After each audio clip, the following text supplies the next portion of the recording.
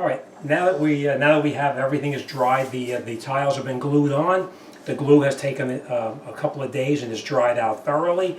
We're now going to take the grout and we're going to grout the joints. Grout, when you buy it in a store, it always comes as a powder, as a very fine powder. So what I always do is I always use a disposable type container because I don't have to worry about cleaning it out afterwards. Once I'm finished with it, I can just throw it away. Now, we tried to match the grout the best we possibly could to what the existing floor was, and as you can see, it's a pretty good match. This is a piece that came out, and this is the grout that we purchased to put in there. If you're going to try to match it exactly, you want to make sure the grout has thoroughly dried out so that you know that the color is the same, because as you can see, there is a difference when it's wet and when it's dry. So that's why we had this dry out, so we made sure it's a good match, which it is. So we're just going to put that off to the side. The grout now, you want to mix the grout, you don't want to make it too watery. You want to make it so that it's the consistency of like peanut butter or something thick like that. You don't want it too thin. So as you can see, it's actually mixed pretty well right now. We do after we get it mixed to the consistency that we want, we leave it sit for a minute or two just so that it actually, everything is thoroughly mixed. All right? But you're going to need to put it in a tight area like this. It's difficult to get in there and put the grout in between these joints right here, because as you can see, it's up underneath the cabinet here. Normally you would take something like this float and you would take the grout, if you were doing a floor, and you would take it and you would push it into the joints like this. But underneath here, as you can see, it's just impossible. You can't really do that. So what we're going to do now is we're just going to take a spackle knife or something small like this.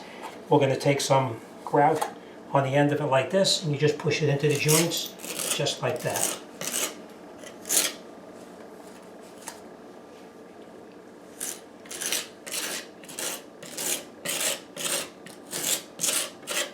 Now when you put the grout into the joints, you want to push on the spackle knife a little bit to make sure that the grout gets all the way in to the whole joint itself.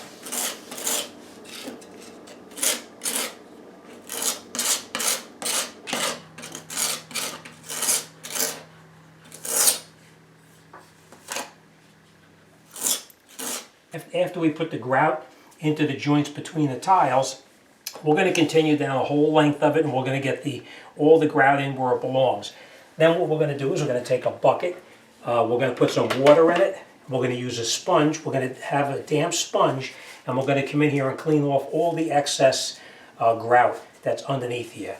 And then we're going to need a rag, probably something that you're going to be throwing away, and we'll clean off all of the grout that's on the tile itself. So let me finish grouting each joint here, and then we'll come back and we'll continue with this. So, all right, we're going to continue.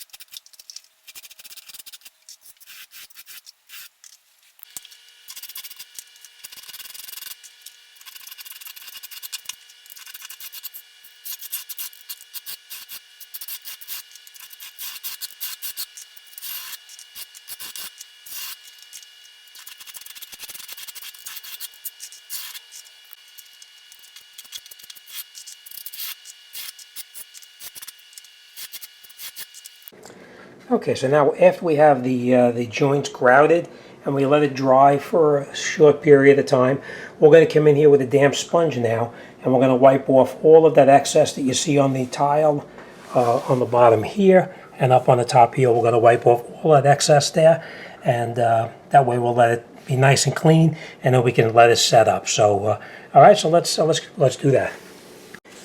Okay, so normally there's a much bigger sponge that we use, but you remember this is a very tight area. We can't get in there so good. So we're just going to use a regular household sponge, and we're just going to clean up all of the excess all of the excess grout that's on the tile here.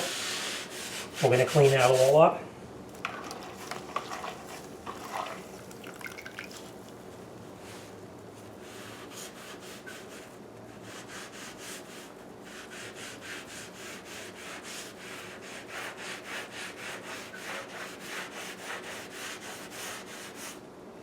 And don't be afraid of getting the grout wet. It won't really hurt it. Just keep on rinsing your sponge out frequently to get all of that cement or grout off of it.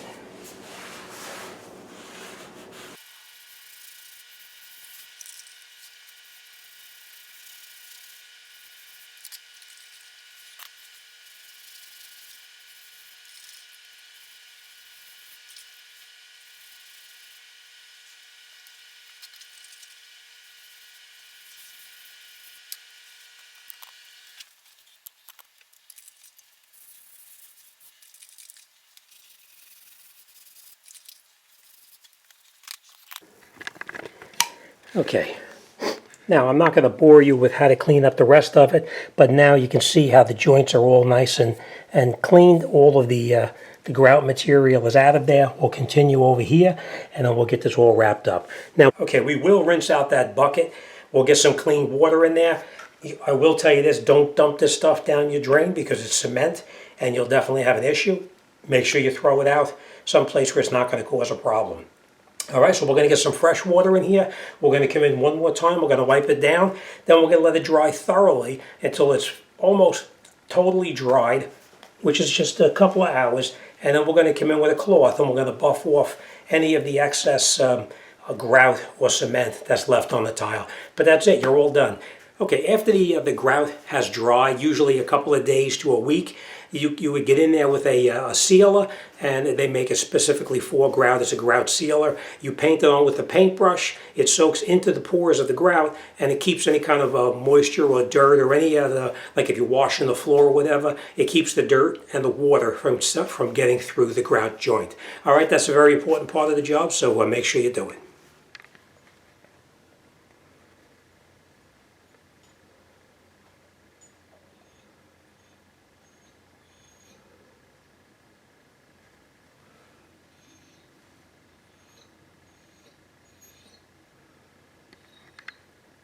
All right, as always, thanks for watching, and I'll see you on the next one.